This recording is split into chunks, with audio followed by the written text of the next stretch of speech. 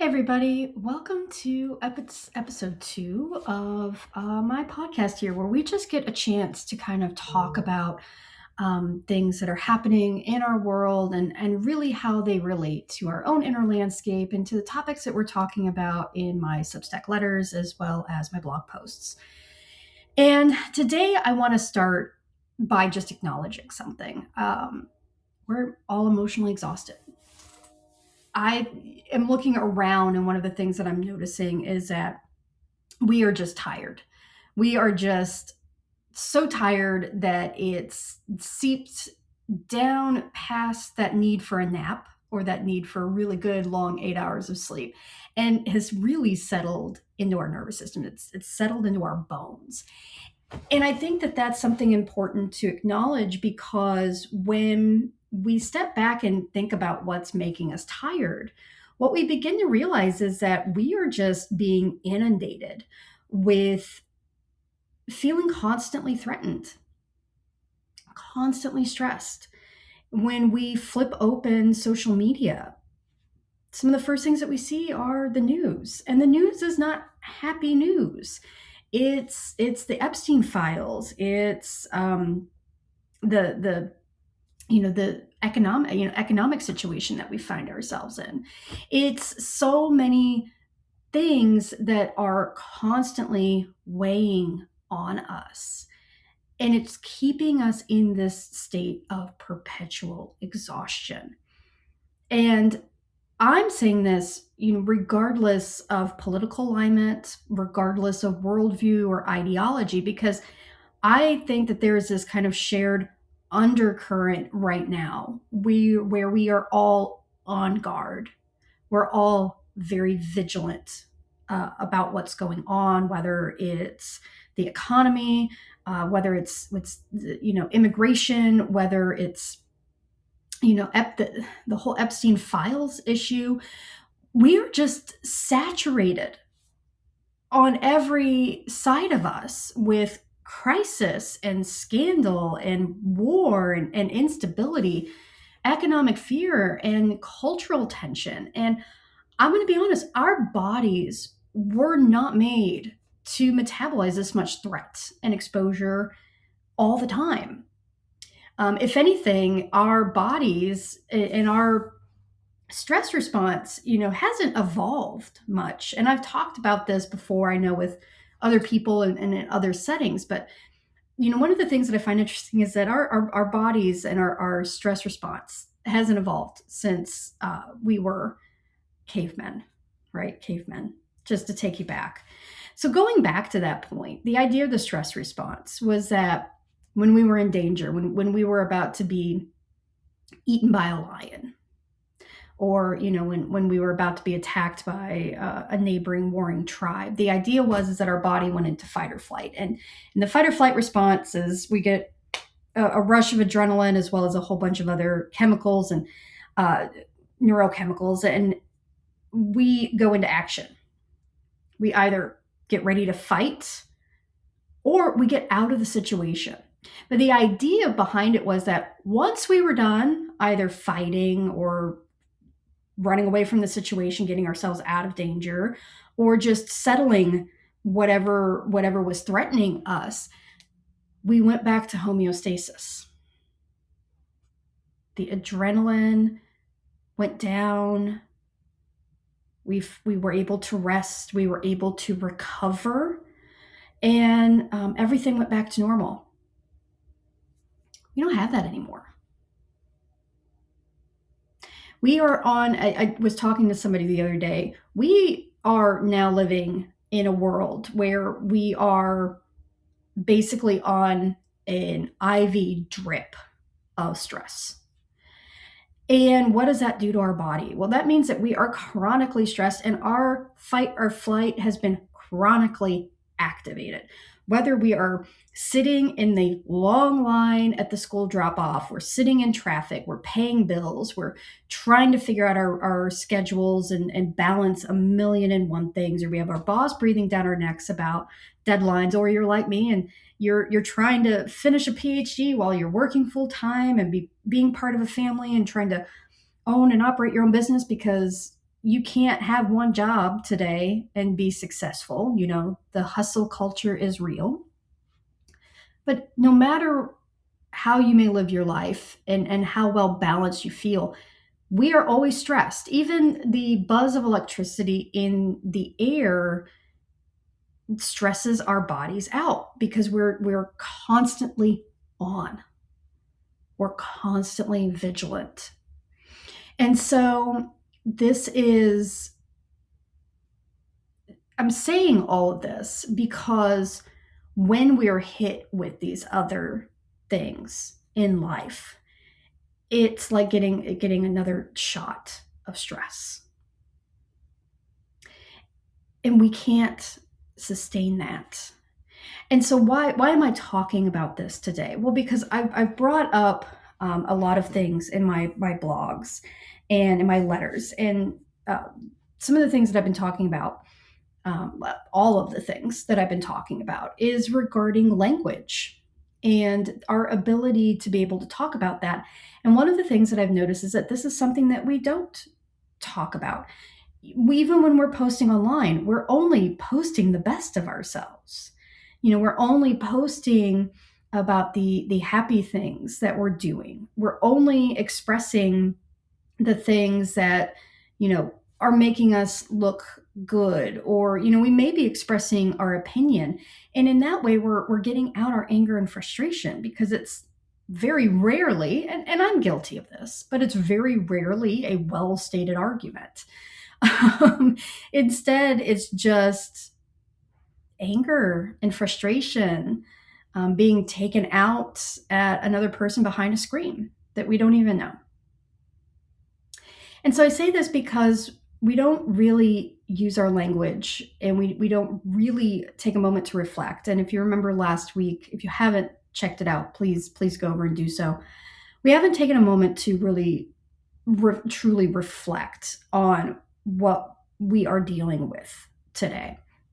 We haven't talked it out. We haven't been able to actually sit across from somebody and say, this is what's going on in my life right now. This is what I'm struggling with. This is where I am. And then just have that person hold space for us, validate our experience, validate our feelings. And so we stay in this space of constant vigilance. But then little things happen, right? Little things happen. And that's kind of where I want to go today. So the little things that happen is things like Punch the Monkey. I don't know if you've seen the sensation that has become Punch the Monkey, but there's this baby monkey that was born back last year, 2025. There were some complications. He had to be separated from the group for a while to be taken care of, and he was recently reintroduced back to the group.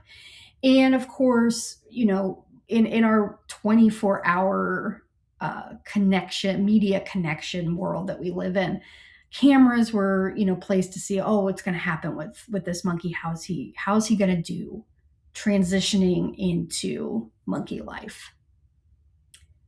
And what we all saw was so sad. Punch was not accepted into his tribe, into his group, and was actually abused and ostracized from the group. People showed up and people started coming out in droves. Actually, the zoo that is hosting Punch has seen record attendance. So people can just come out and show their support kind of from afar towards Punch. But one of the other things that they did for Punch was they gave him this little orange stuffed orangutan. And Punch was turning to that for comfort. So when Punch would get attacked or abused, he would run off, grab his little stuffed monkey, and curl up to it. And in the internet, the people around the world, they saw that, and there was something in that moment. There was something in that moment where people resonated with that. They connected to it. And what it became was this kind of symbolic expression of what so many of us feel, what so many of us have dealt with in our lives. We have all dealt with rejection. We all have felt like we don't belong at some point in time. We all know what it feels like to lay in bed alone, hugging a pillow and just wishing that there was somebody to hold us. And it's in those moments where our vigilance and our safeguarding drop. And we all have this moment of unity. We don't have to actually speak the words. Moments like this become symbolic language, because it's in moments like this where we are able to express our solidarity. We are able to express our solidarity, and we don't have to feel the vulnerability of it, because when we look around, we realize that we're not alone in those moments. It becomes this universal moment where we're all united in just pushing for this little monkey that is in a zoo.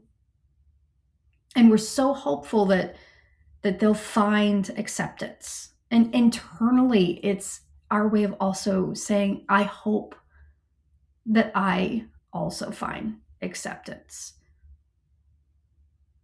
And so we gather around, we unify around this one symbol. And I'm actually really happy to report that Punch did find a friend.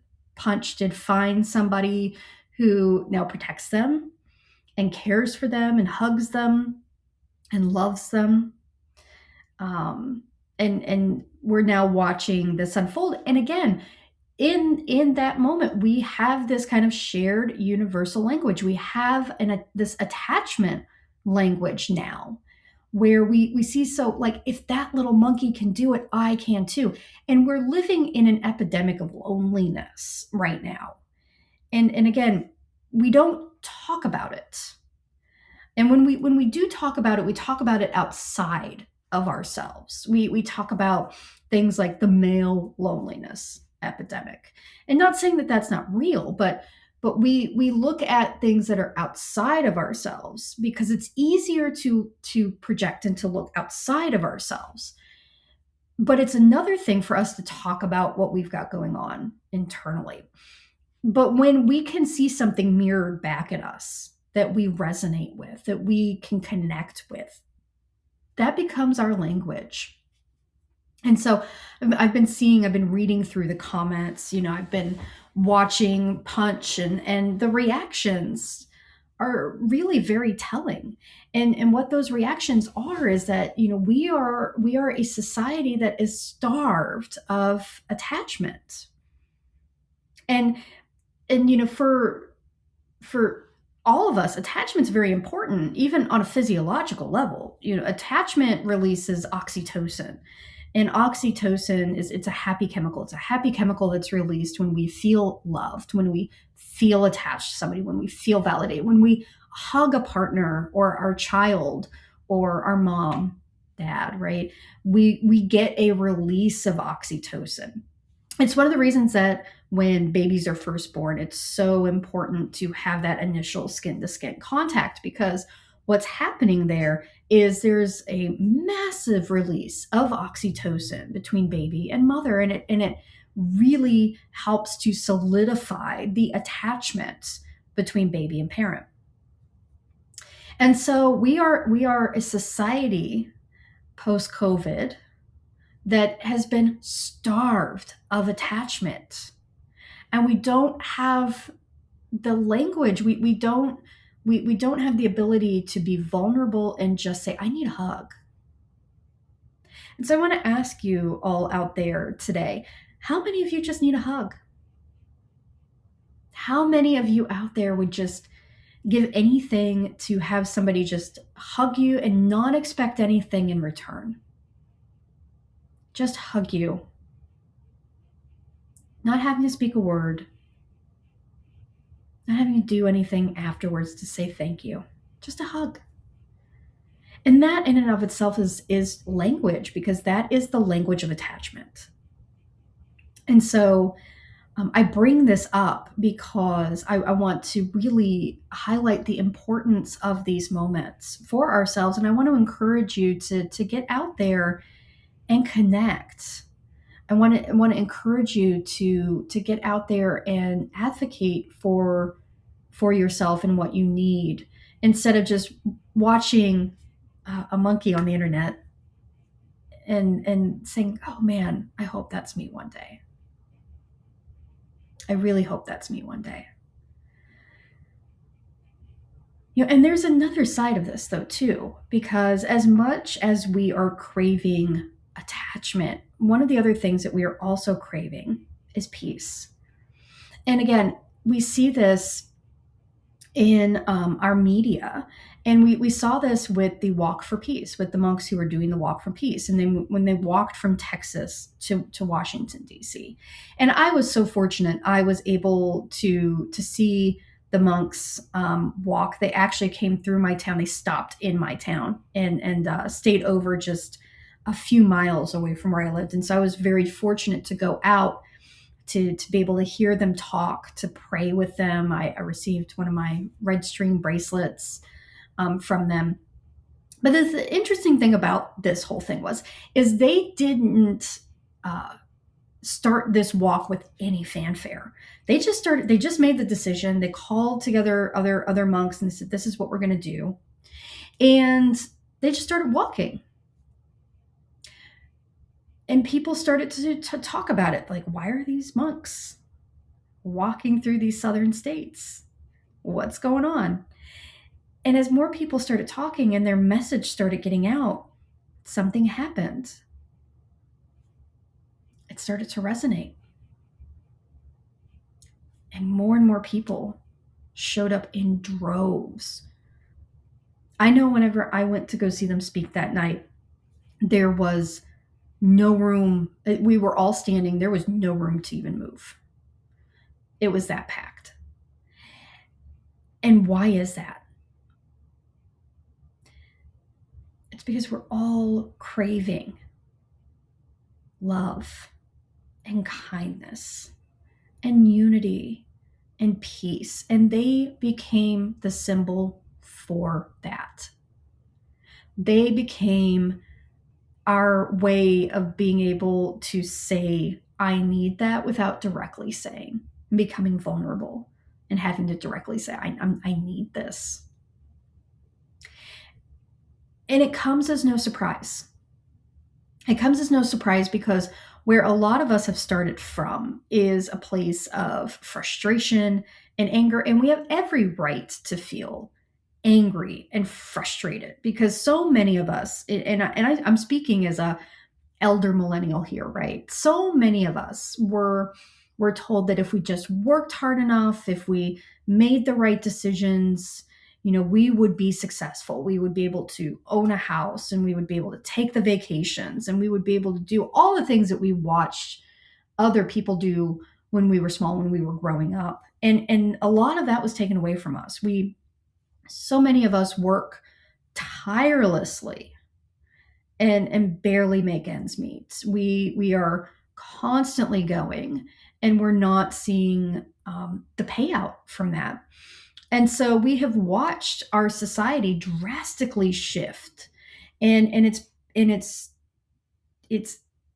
rage inducing. It's frustrating.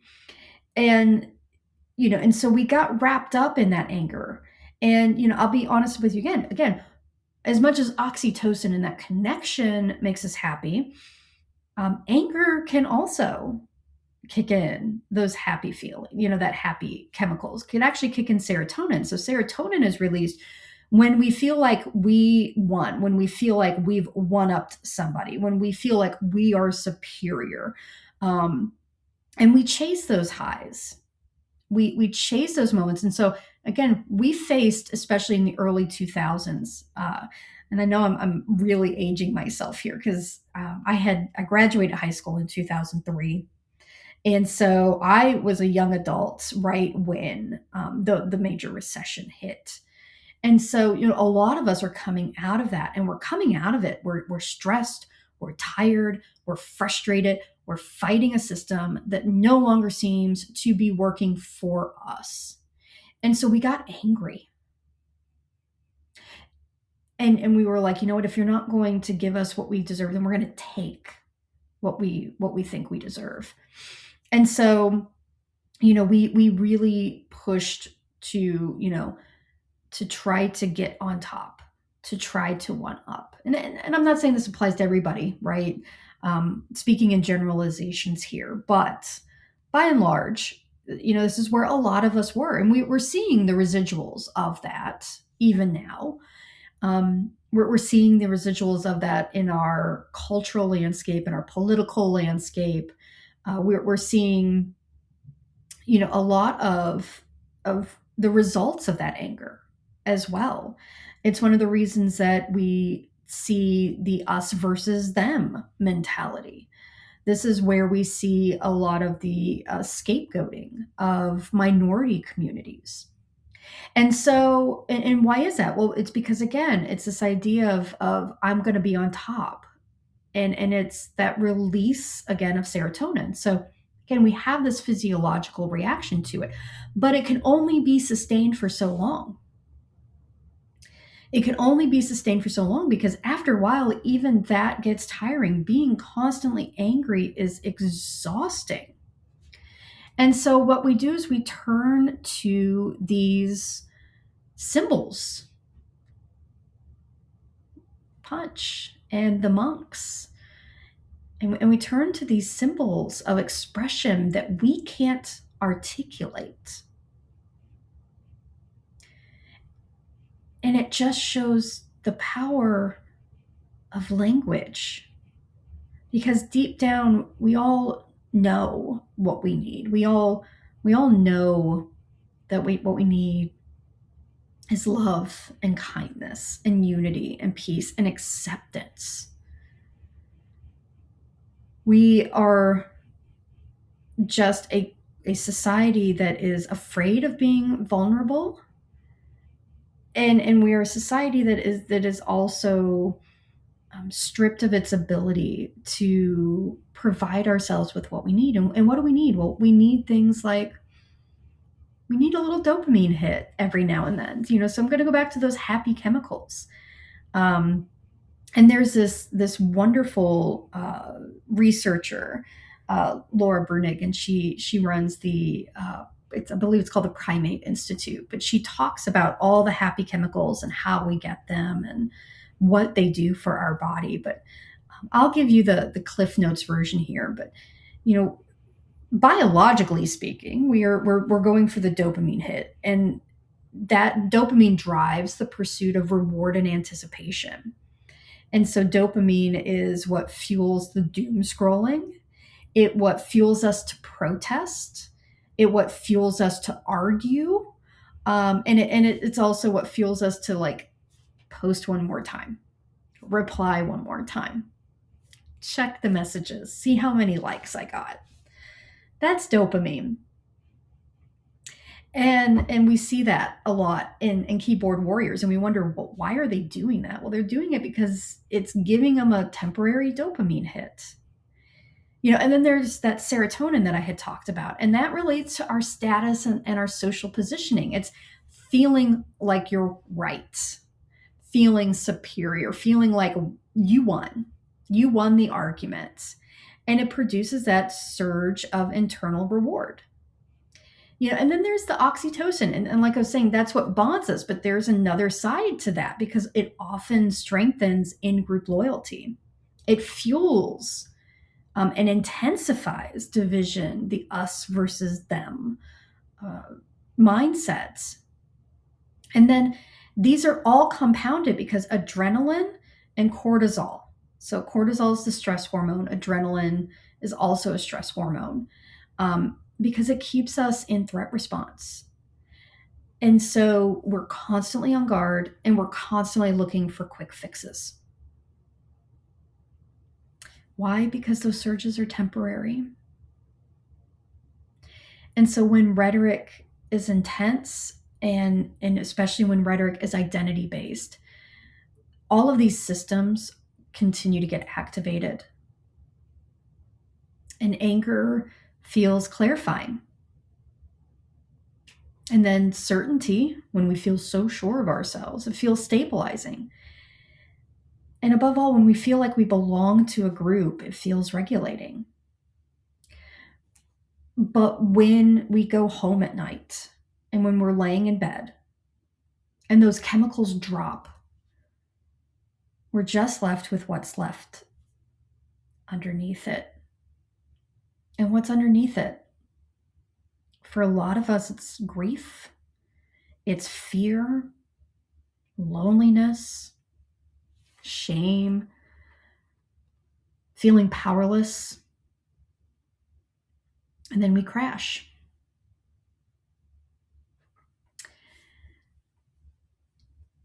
And so we turn to the stories. We turn to the stories about the monkey and the monks, because in that we find the language of what we really need. And so I want to leave you with this.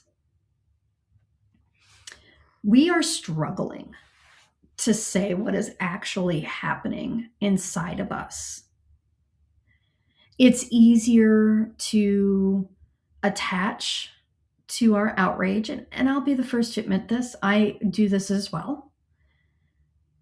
I attach to my outrage at times. I sometimes become a keyboard warrior. I get angry when I'm out protesting. I get confrontational. Because it's easier. It's easier than sitting down across from somebody who I might oppose and actually have a conversation with them. It's also easier to attach ourselves to symbols of peace and belonging and unity and love. All those things are easier to say than I'm scared, or I'm feeling overwhelmed, or I regret something, or I just don't feel good. Being able to sit down and to talk about these things is where emotional literacy comes into play. And the problem here is that without the language, we can't develop the emotional literacy. And when we can't develop the emotional literacy, we're going to oscillate between the surge and the collapse. We're going to consistently crash. But with language, we can metabolize what is underneath. And so if you've been feeling tired lately, if you have been feeling like the anger isn't as satisfying as it once was, and if you feel like something softer is trying to emerge, you are allowed to say so.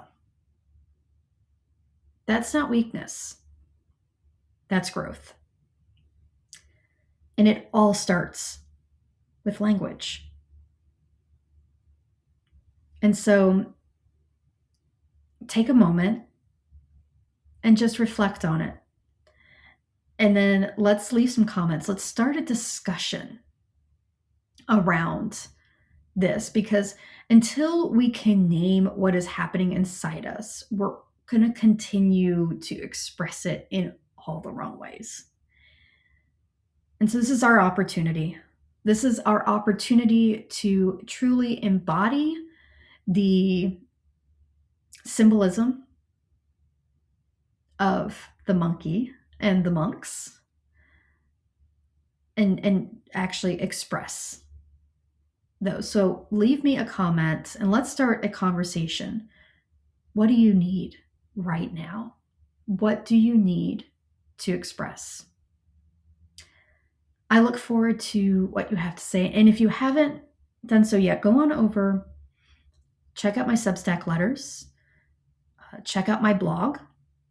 So my website is natashadurand-moulton.com. So it's just my name with no hyphen, natashadurand-moulton.com. You're going to find a treasure trove of free, just free things to read over there, free things to go through. And I've also been taking notes that, sometimes we maybe get a little overwhelmed with reading. And so some of us may just want to listen. So I have now added audio to my newest posts. So you can feel free to listen if you don't have time to read.